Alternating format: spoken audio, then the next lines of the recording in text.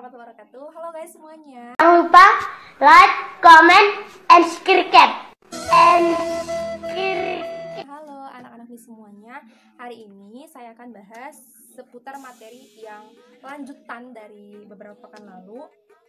Kalian bisa dibuka modul C3-nya halaman 65. Sekarang saya mau bahas tentang kompetensi dasar KD 3.9, yaitu tentang menganalisis tata ruang kantor. Jadi bagaimana sih tata ruang kantor yang baik seperti apa, tata ruang kantor yang benar seperti apa, dan apa saja yang diperlukan dalam penyusunan tata ruang kantor. Kita akan bahas materinya sekarang juga. Dan juga goalsnya adalah bagaimana caranya kalian bisa untuk mendesain tata ruang kantor yang baik seperti apa, tata ruang kantor yang benar seperti apa, bagaimana cara mendesainnya, itu implementasinya kalian setelah materi ini akan buat itu. Oke, jadi materi ini juga akan dibagi dua part. Part yang pertama dan juga part kedua. Kita akan bahas yang part pertama dulu. Oke, don't forget kalian buka halaman 65 di modul C3. Apa sih yang kalian tahu tentang definisi tata ruang kantor? Tata ruang kantor saya bacakan. Tata ruang kantor merupakan penggunaan ruang kerja secara optimal dengan mengatur tata letak setiap faktor-faktor fisik yang diperlukan demi menciptakan kenyamanan kerja dan lalu lintas kerja yang efisien. Jadi itulah definisi dari tata ruang kantor. Kalian harus tahu, ketika kita memiliki kantor yang besar ataupun kantor yang kecil, ketika kita tidak bisa untuk menyusun ruangan kantor tersebut, itu pasti akan berantakan. Jadi tata ruang kantor ini sangat penting sekali dalam sebuah perusahaan. Karena apa? Efeknya akan kemana-mana.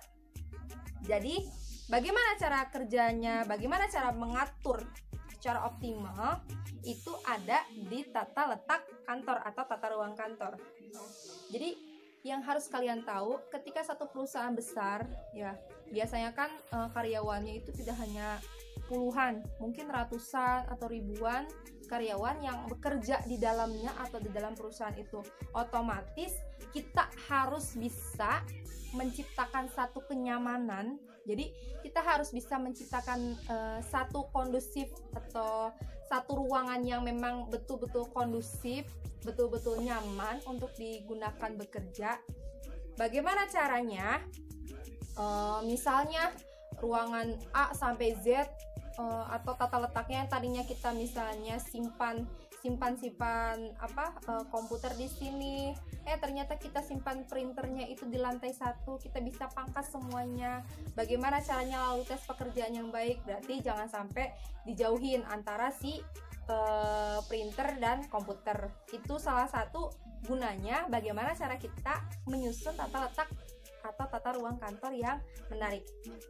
Jadi manfaatnya ada apa sih tata ruang kantor itu? Yang pertama, menurut Dr. Delianggi, tata ruang kantor itu sebetulnya akan memberikan manfaat yang sangat banyak ya. Manfaat itu sangat banyak sekali. Yang pertama adalah tidak menghamburkan tenaga. Kok tidak menghamburkan tenaga? Kenapa? Karena apa? Tata letak kantor. Misalnya, yang tadinya seperti contoh tadi ya, misalnya saya mau ngeprint kertasnya itu misalnya ditaruh di lantai 3, printernya ditaruh di lantai 2, dan juga komputernya ditaruh di lantai 4. Itu kan tidak kondusif. Otomatis tata letaknya itu salah, tata ruangnya itu salah. Bagaimana cara yang benar? Otomatis kita harus membuat printer, komputer, dan juga papernya atau kertasnya di satu ruang yang sama.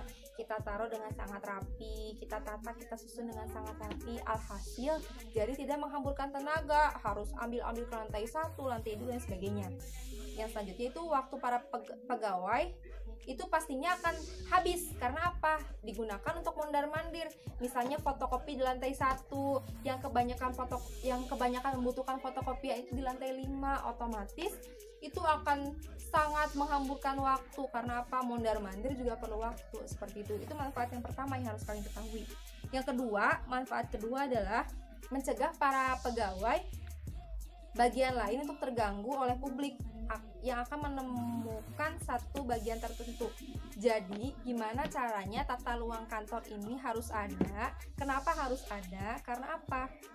Tata ruang kantor kita bisa pilah-pilah, kita bisa sekat-sekat atau peta-peta antara manajernya di mana, antara ruangan karyawan di mana, sekretaris di mana. Jadi jangan sampai ketika ada perusahaan yang membangun satu tempat pekerjaan, jadi perusahaan satu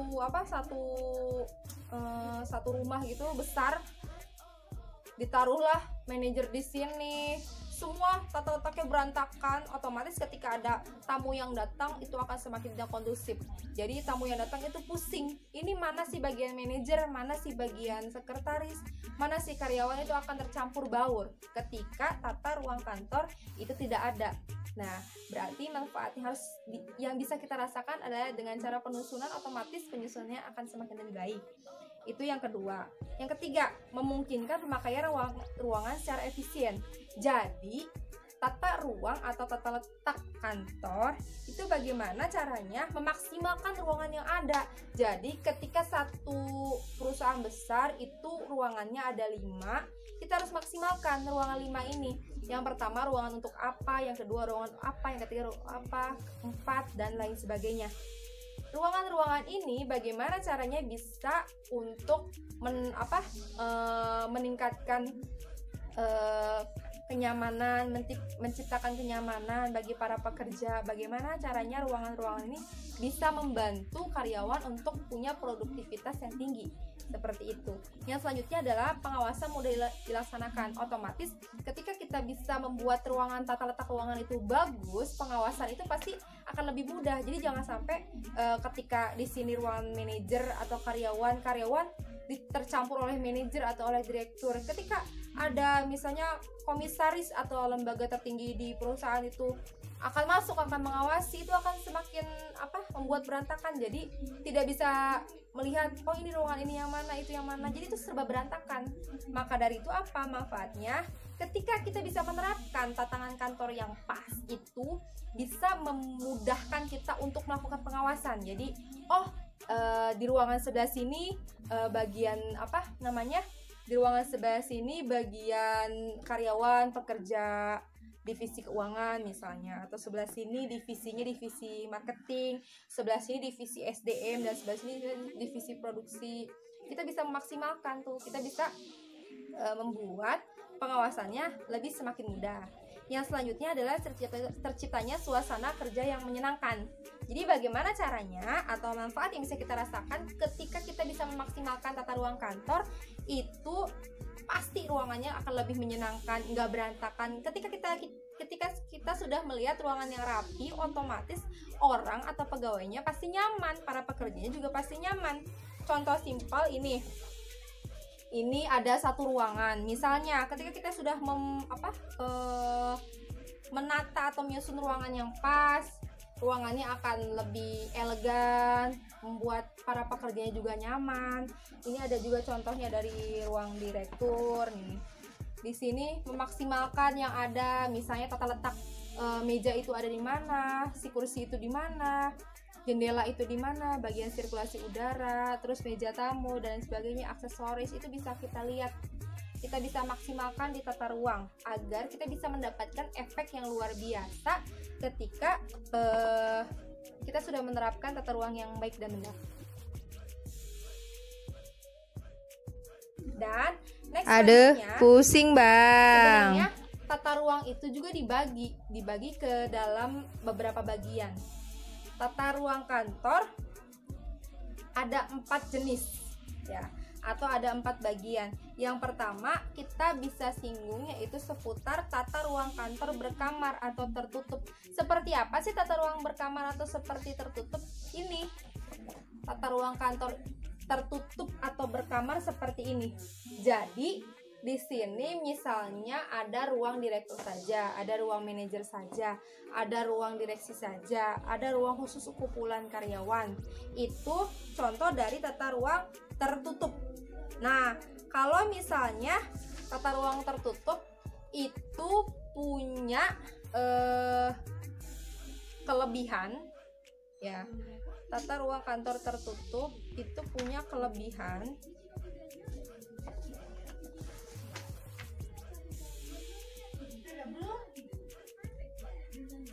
Tata ruang kantor tertutup itu punya kelebihan. Yang pertama, ketika kantornya tertutup seperti itu, otomatis akan meningkatkan konsentrasi.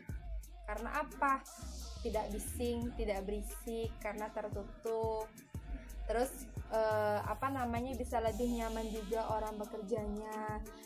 Terus habis itu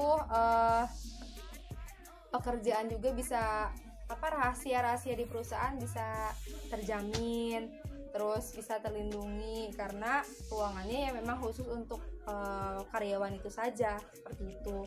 Terus untuk bisa menambah kewibawaan, terus bisa status dari manajer itu tidak etis ya kalau misalnya manajer itu berbaur atau direktur ruangannya itu sama dengan karyawan, kan tidak etis, kan tidak elegan. Otomatis ketika ruangan itu tertutup itu akan menambah kewibawaan dari para pemangku jabatan atau pimpinan itu sendiri. Terus yang selanjutnya biasanya ketika ruangan itu tertutup atau berkamar, biasanya menjamin keberhasilan kerja. Karena apa? Otomatis orang yang ada di satu ruangan itu akan bagaimana caranya akan menjaga ruangan itu, akan menjaga semua isi-isi dari ruangan itu, otomatis akan menimbulkan rasa tanggung jawab yang tinggi terhadap karyawan itu sendiri. Ada juga kerugiannya atau kelemahannya dari ruangan berkantor. Yang pertama, biasanya komunikasinya nggak lancar karena kan ruangannya beda-beda ya, jadi komunikasi akan lebih relatif sedikit otomatis karena kesempatan berkomunikasinya kurang. Kalau misalnya kita mau berkomunikasi berarti kita harus keluar ruangan dulu ke tempat ruangan yang lain, seperti itu sebenarnya kerugian atau kelemahannya, karena emang semua juga pasti ada kekurangan ada kelebihannya. Yang kedua, biasanya ketika kita punya ruangan masing-masing itu akan semakin menambah biaya. Jadi bagaimana caranya ketika kita punya ruangan masing-masing di satu kantor itu ruangannya masing-masing semua gitu, dan karyawan itu 1.000, otomatis kita harus menambahkan atau menambah uang, atau bagaimana caranya kita menambah pemeliharaan dari barang-barang itu sendiri juga. Terus bagaimana caranya kita membeli peralatan-peralatan juga pasti menambah. Otomatis dari yang hanya 5 orang, ketika semua karyawan itu butuh satu-satu, otomatis dikalikan dengan jumlah karyawan itu kan sangat banyak uang yang pastinya akan dikeluarkan. Next, selanjutnya adalah pemakaian ruang kerja itu kurang luas, jadi kurang berbaur suasananya ketika memang tidak efisien ya. Kalau menurut ini ya ada plus minusnya. Tidak efisiennya kenapa? Karena mungkin satu ruangan ketika dipakai atau digunakan oleh satu orang, ruangannya terlalu besar, otomatis tidak efisien karena mungkin yang duduk hanya satu orang, mungkin hanya butuhnya segini, tapi ketika ruangan yang besar itu akan memakan ruangan yang lain. Next, akan mempersulit pengawasan. Otomatis ketika banyak ruangan yang ada, otomatis akan semakin terbatas kita untuk saling mengawasi antara satu dan lainnya. Itu dari ruang kantor tertutup atau ruang kantor berkamar yang biasa disebut dengan cubicle atau closed plan office. Yang selanjutnya adalah ruang kantor terbuka. Nah, kalau ruang kantor terbuka ini sebenarnya contohnya banyak ya. Jangan lupa like, comment, and subscribe.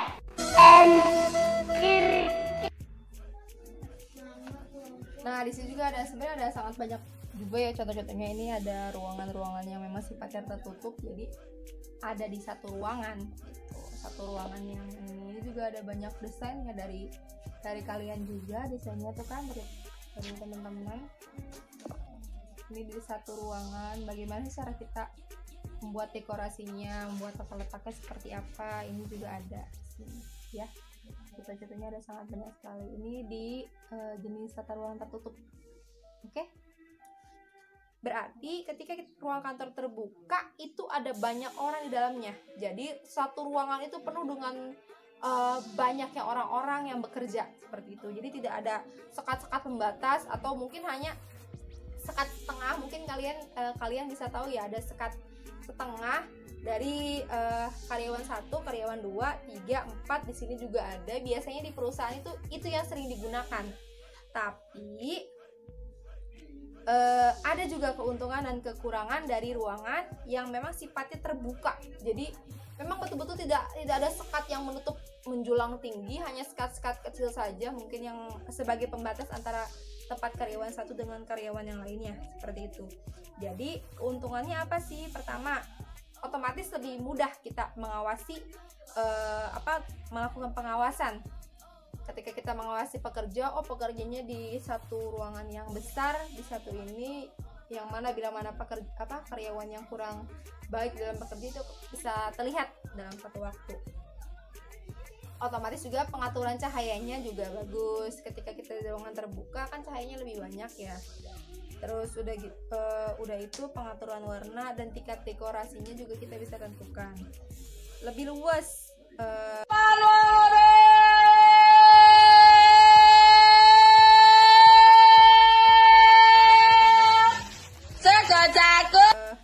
Lebih luas, fleksibel. Jadi ketika kita ruangannya terbuka dalam satu tempat yang sama, dalam beberapa orang dikumpulkan menjadi satu ruangan, otomatis kita lebih efisien, kita lebih irit lagi dalam mengeluarkan budget. Itu kelebihannya. Lalu memudahkan untuk mengadakan hubungan langsung, pengawasan, penyeragaman kerja, dan pembagian peralatan kerja. Jadi otomatis ketika di ruangan satu yang sama, kita bisa meeting atau rapat di tempat itu juga, atau di beberapa titik yang memang semua berkumpul di situ. Jadi tidak usah merogoh kocek untuk membuat ruangan meeting yang lain atau lain sebagainya, seperti itu. Biaya lebih hemat. Untuk pemeliharaan, otomatis ketika satu ruangannya sama, memang tidak butuh untuk mengecat lagi, mengecat satu ruangan tidak usah. Ketika kita menggunakan satu ruangan sama, otomatis budget untuk pemeliharaan ruangan itu pun akan semakin ditekan atau semakin kecil. Kerugiannya apa sih yang bisa ditimbulkan ketika tata ruang kantor itu terbuka? Yang pertama pastinya akan berisik, lebih bising. Karena apa? Beberapa orang bekerja disatukan di satu ruangan yang sama, otomatis orang yang bekerja biasanya menimbulkan suara, ujung-ujungnya berisik. Jadi berisik, bising, tidak fokus. Orang yang bekerja di dalamnya juga otomatis tidak ada konsentrasi. Terus batas pemimpin dan karyawan itu sulit untuk ditentukan. Karena apa? Di satu ruangan yang sama.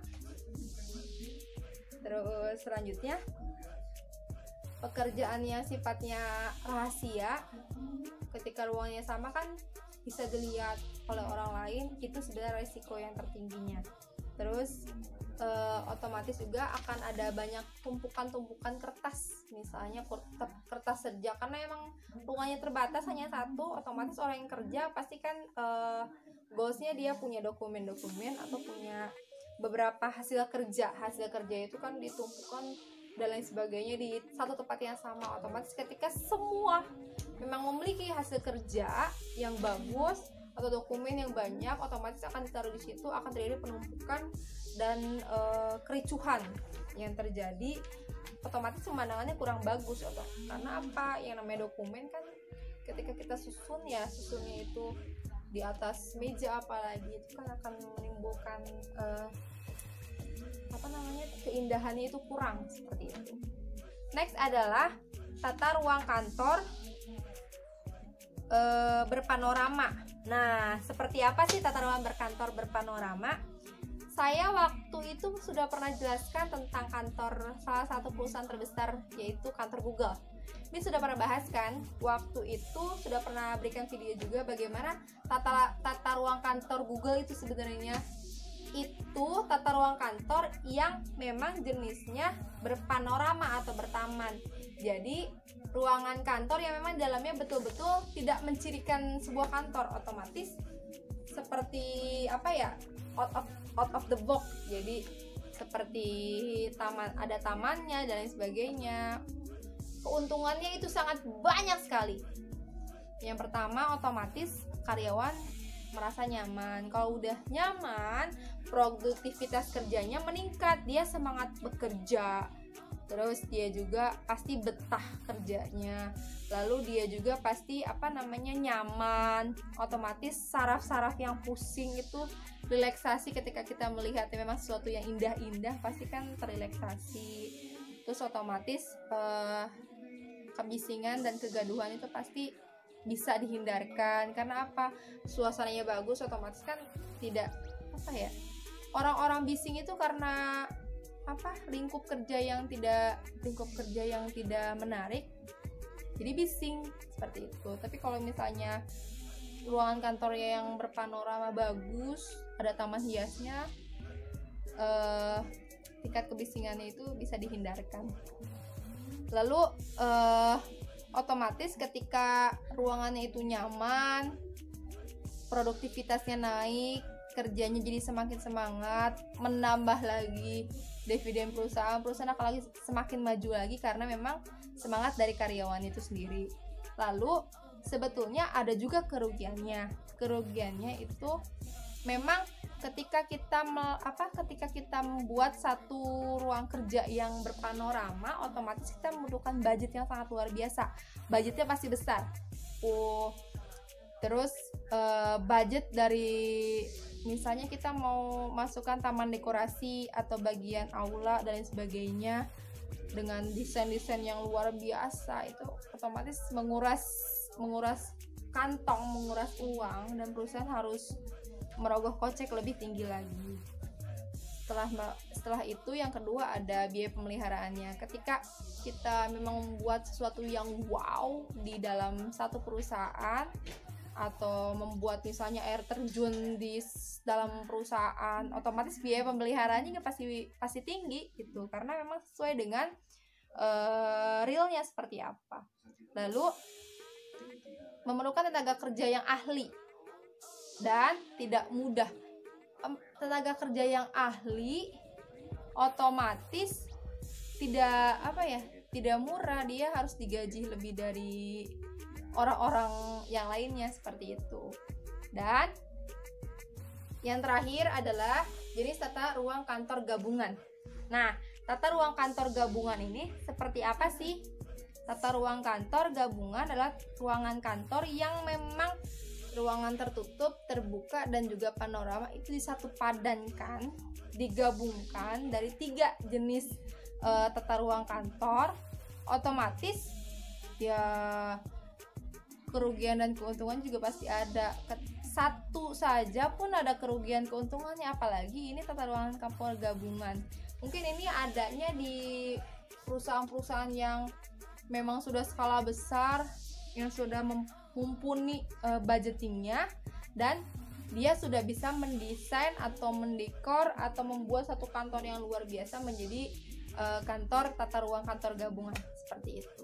Oke, nah setelah ini mungkin kalian harus buat mind mappingnya dulu ya. Dalam part video yang kedua nanti ada sambungannya, bagaimana sih prosedur atau tata langkah kita untuk membuat satu ruang kantor itu seperti apa di video yang part kedua ya. Sekarang berarti otomatis kalian harus buat dulu mind mappingnya, peta pemikiran seperti apa dari materi yang sudah saya sampaikan, dan kalian tuangkan dalam buku catatan, lalu kalian bisa buka Classroom langsung. Oke, see you di video yang part kedua. Bye bye. Assalamualaikum warahmatullahi wabarakatuh.